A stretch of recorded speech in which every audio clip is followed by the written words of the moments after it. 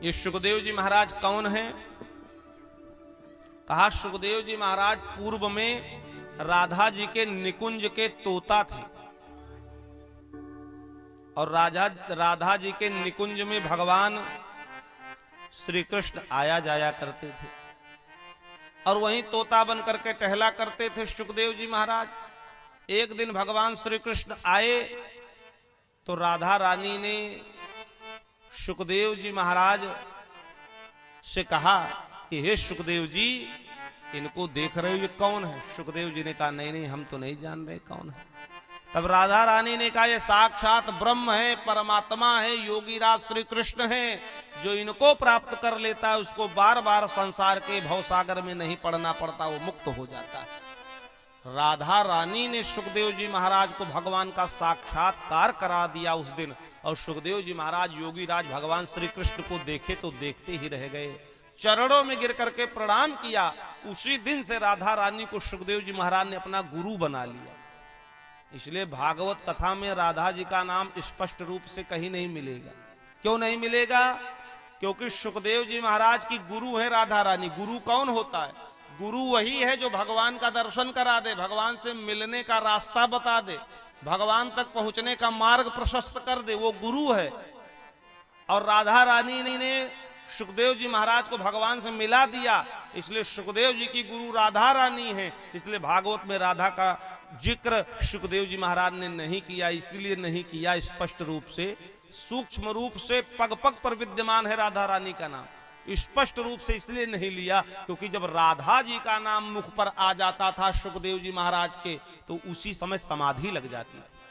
और सोचो, राजा परीक्षित को कथा सुना रहे थे सुखदेव जी महाराज, और कथा सुनाते सुनाते कहीं राधा रानी का स्मरण कर लेते, नाम उच्चारण कर लेते और समाधि लग जाती, तो राजा परीक्षित को 7 दिनों तक भागवत कथा कौन सुनाते? कैसे मुक्त होते? इसलिए सुखदेव जी महाराज ने राधा जी का नाम स्पष्ट रूप से नहीं लिया, क्योंकि गुरु हैं। इसलिए ऐसे सुखदेव जी महाराज के चरणों की हम वंदना करते हैं। कुछ लोगों का नाम स्पष्ट रूप से नहीं लेना चाहिए। आत्मनाम गुरुर्नाम नामश्च कृपणस्य च। कहा अपना नाम अपने ही मुख से नहीं लेना चाहिए बार बार। कोई दूसरा बुलावे ठीक है, लेकिन अपना नाम अपने मुख से न लो। गुरु का नाम अपने मुख से न लो। अगर कोई गुरु आपके हैं, कोई पूछे भाई आपके गुरु जी कौन है, तो बता दो अयोध्या में फला मंदिर के फला महंत जी हमारे गुरु हैं।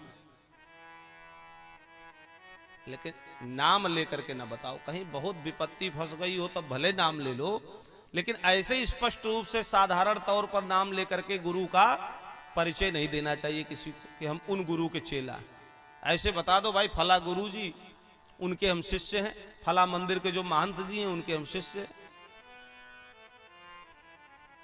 तो अपना नाम, गुरु का नाम, और पति पत्नी का नाम न ले, पत्नी पति का नाम न ले। फिर कहा फिर कैसे कह के बुलावे? तो कहा बच्चों का नाम लेकर के बुलावे, फलाने के पापा और फलाने के मम्मी, उन्हें तो ए जी ओ जी करके बुला ले। लेकिन स्पष्ट रूप से पति पत्नी का नाम न ले और पत्नी पति का नाम न ले, इससे आयु क्षीण होती है। बड़े बेटे का नाम नहीं लेना चाहिए। क्या कह के बुलावे? बाबू भैया कह करके बुलाओ। बड़े लड़के का नाम नहीं लेना चाहिए। अति कंजूस का नाम भी नहीं लेना चाहिए। जो अत्यंत कृपण हो, अत्यंत कंजूस हो, दान पुण्य से दूर रहता हो, ऐसे व्यक्ति का नाम भी जिह्वा से नहीं लेना चाहिए। तो ऐसे कुछ लोग हैं जिनका नाम स्पष्ट रूप से नहीं लेना चाहिए। तो सुखदेव जी महाराज अपने गुरु राधा रानी का नाम स्पष्ट रूप से नहीं ले सकते। ये मर्यादा है, इसलिए सूक्ष्म रूप से इन्होंने वर्णन कर दिया।